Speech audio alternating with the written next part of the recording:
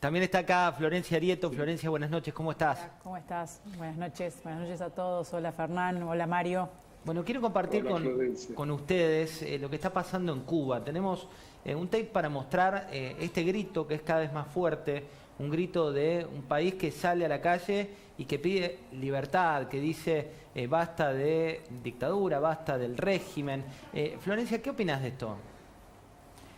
Bueno, me parece que una de las cosas que trajo la pandemia es un poco esto, ¿no? Creo que el disparador en un país que tiene hace 60 años un régimen que algunos quieren hacer creer con mucha habilidad durante muchos años que la farsa de la votación de un solo partido, donde no hay oposición, donde es partido único y donde se eligen los secretarios generales de acuerdo a lo que dice que se está por retirar, es una democracia. Y la verdad que creo que la situación dramática que están viviendo más que nada con el COVID fue el disparador para que la gente pierda el miedo, ¿no? Las dictaduras tienen esa cosa de la aplicación del terror físico también, aparte de la idea de construirlo en términos de la atmósfera, ¿no? Lo vivimos acá con la dictadura militar, eso de romper, de quebrar el cuerpo, ¿no? Para mandar un mensaje a otros. Y me parece que la gente, ante la falta de vacunas, ante la situación desesperante de la salud en general, hay un montón de médicos que están hablando ahora, que salen por las redes, la situación y la cantidad de muertos. Creo que cuando generó esto de la explosión de la gente en las calles hace un par de días, había más de 6.000 contagiados, sin posibilidad alguna de información. Creo que, bueno, generó la tormenta perfecta para que el pueblo se manifieste, y es el pueblo llano, el pueblo cansado de aguantar. Digamos, ahí no hay ninguna injerencia extranjera ni ninguna organización por detrás, más que, bueno, un disparador anteriormente fue un grupo de artistas que cantaron una canción muy emotiva en términos simbólicos, se llama Patria y Vida, para oponerlo al Patria o Muerte que manifestaba el comunismo cubano. Pero bueno, creo que la mecha se prendió por la situación dramática del COVID. Florencia, el vacunatorio VIP al final para la justicia no fue un delito. ¿Por qué crees que sucedió? A mí me parece que el fallo en sí, la resolución, es un poco contradictoria, porque si bien descartó responsabilidades en las cabezas, en el caso del titular del Ministerio de Salud, dejó abierta la investigación para el subsecretario de Salud, Colia, que fue otrora ministro de Salud de Scioli, de la gobernación de Scioli, respecto de lo que sucedió con la familia Duhalde. Y a mí me parece que ahí hubo una especie de fallo salomónico que quiso implementar la doctora Capuchetti respecto de... Yo creo que no tenía a lo mejor elementos en ese momento para imputar, pero tampoco había elementos conducentes como para cerrar totalmente una investigación, y creo que fue por el camino más cómodo de agarrar al, digamos, el eslabón más débil de una cadena, porque un subsecretario, una estructura vertical como un ministerio, digamos, responde órdenes de la secretaria, que era Bisotti en aquel momento, y del ministro de Salud. Pero yo creo que fue un fallo más bien para descomprimir, pero que supongo que la jueza Capuchetti entiende su responsabilidad histórica también en esta idea de evitar la presión política. Entonces que el poder es circular, ¿no? Y que quizás en algún momento, en algún futuro, tenga que explicar una resolución apresurada, a mi juicio, porque no le estaban corriendo plazos, porque no hay ninguna persona que ha sido indagada y que tiene algún plazo perentorio que resolver su situación procesal, porque corresponde de acuerdo a las garantías. Podría haber acumulado un poco más de prueba. Hay casos muy comprobados y muy claros en Chubut respecto de algunos diputados de menos de 40 años que se vacunaron incluso antes que los médicos de Chubut, y que cuando se descubrió esa situación le echó la culpa al hospital y los propios médicos salieron a desmentirlo. Digamos, había elementos como para por lo menos profundizar en la prueba. Creo que intentó descomprimir, y creo que intentó un fallo salomónico y dejar una puntita que tiene que ver con un subsecretario absolutamente contradictorio con una verticalidad burocrática. Así que me parece que fue un fallo salomónico, pero que la va a afectar más de lo que la va a favorecer.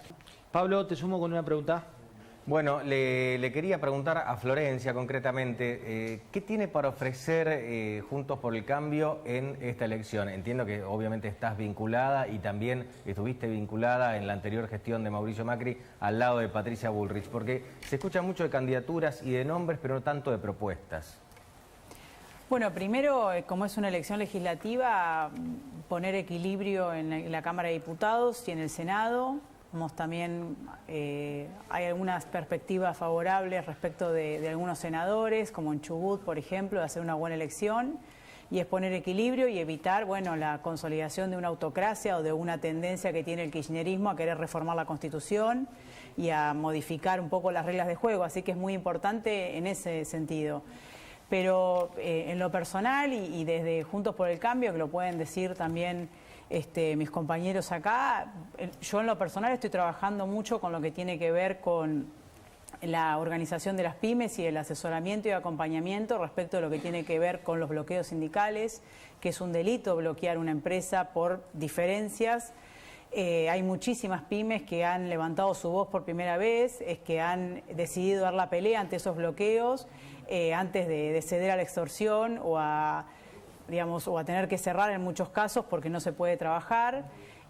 También buscar las condiciones para modificar algunas reglas de juego que tienen que ver con las pymes respecto a la posibilidad de que haya un fondo que pueda garantizar, en caso de que haya algún trabajador despedido, un fondo anticíclico que absorba la indemnización. En muchos casos la industria del juicio laboral, ¿no?, que tiene como símbolo a los Recalde durante mucho tiempo, ha fundido empresas en donde por despedir a un trabajador tuvieron que cerrar la fábrica y que 10 trabajadores pierdan el trabajo porque no había forma de pagar esa indemnización súper calificada, sin escuchar las razones, y la idea de la construcción del empresario como el enemigo, cuando en realidad un país se desarrolla con trabajo y con capital, ¿no?, y tratando de bajar la pobreza con generación de empleo. Entonces eso es una insistencia muy grande, obviamente de Patricia, pero de todo el equipo de Juntos por el Cambio y del PRO, respecto de poner el foco en de qué manera podemos empezar a hacer la voz real de una situación en donde muchas pymes, por la configuración en general de las cámaras de las cámaras empresariales o de las federaciones, terminan, ¿no?, por volumen, por decirlo de alguna manera, subestimadas dentro de las negociaciones generales. Quedan en el medio ahí. Claro, Fernanda, por ejemplo, lo último que me parece que es importante, estamos tratando de instalar también la idea de las paritarias, de que las pymes tengan su propia paritaria, porque si no es injusto que una empresa que tiene 20.000 empleados cierre una paritaria con, por ejemplo, Toyota con Esmata, y que esa paritaria le impacte a un taller mecánico de Quilmes con 4 trabajadores. Eso explica la informalidad, 40% de gente que está en negro o 42% de pobres y que no pueden generar empleo. Digo, esas cosas que por ahí no son de coyuntura, ¿no?, y que no se tratan, por lo menos estamos trabajando porque es economía y también lo que es seguridad. Hay un problema muy grande de inseguridad en el conurbano, se han roto las pocas redes que quedaban, Virrey del Pino, Claipo, le digo, el conurbano sur profundo.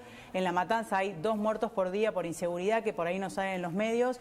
Me parece que esos son los 2 focos que estamos trabajando desde el partido y desde la coalición, más allá de, obviamente, que en las listas van a estar los mejores y estaremos todos acompañando el proyecto. Florencia, veíamos un título de mañana que tiene que ver con lo que pasa con las bandas narcos desde las cárceles.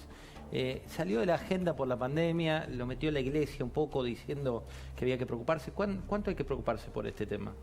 No, la verdad que bastante. Yo vengo haciendo un seguimiento de ese tema. Han unificado todos los presos por narcotráfico en Marcos Paz, cosa que es un error, entendiendo que Brasil tiene un problema muy grave con un comando, digamos, que una organización criminal altamente peligrosa que maneja parte del narcotráfico en el puerto de Santos y, digamos, en algunos otros lugares, que se llama PCC, el primer comando de capital, que es una organización criminal que se generó dentro de la cárcel y que se maneja dentro de la cárcel, y nosotros tenemos por lo menos un detenido vinculado al PCC en cárceles argentinas. Por lo tanto, unificar a los delincuentes acusados o condenados por narcotráfico en una sola cárcel es permitirle la organización, y más entendiendo que tenemos un país en donde tenemos un presidente con un concepto anulado de la seguridad. Hoy hablaba con un juez que lleva una causa muy importante y me decía, está virtualmente paralizado el Ministerio de Seguridad de la Nación.